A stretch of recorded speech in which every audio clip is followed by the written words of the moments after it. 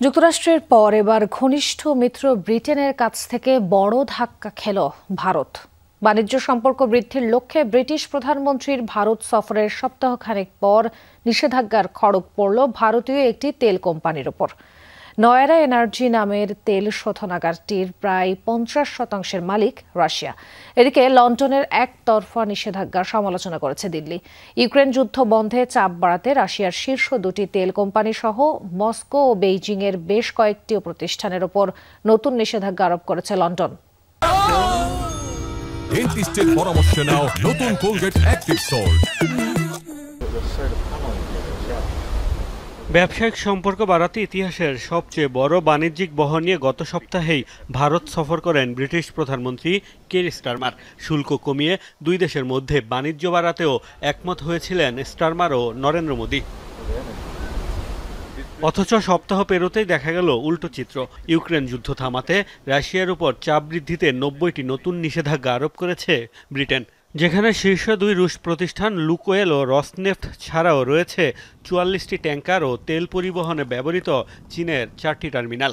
নিষেধাজ্ঞার আওতায় রয়েছে ভারতের তেল শোধনাগার নয়ারা এনার্জিও। এই কোম্পানির বিরুদ্ধে ২০২৪ সালে রাশিয়া থেকে ১০০ মিলিয়ন ব্যারেল তেল আমদানির অভিযোগ রয়েছে। নয়ারার ৪৯% বেশি মালিকানা রুশ প্রতিষ্ঠান রসনেফটের। ব্রিটেনের দাবি ভারতের বিরুদ্ধে নয়, বরং বিশ্ববাজারে রুশ তেলের সরবরাহ বন্ধে নেওয়া হয়েছে এই পদক্ষেপ। যুক্তরাজ্য সরকার রাশিয়া ও ভ্লাদিমির পুতিনের উপর উল্লেখযোগ্যভাবে চাপ বৃদ্ধি করছে। আমরা রাশিয়ার দুটি বৃহত্তম তেল কোম্পানি লুকওয়েল ও রোসনেফটের উপর নিষেধাজ্ঞা আরোপ করছি।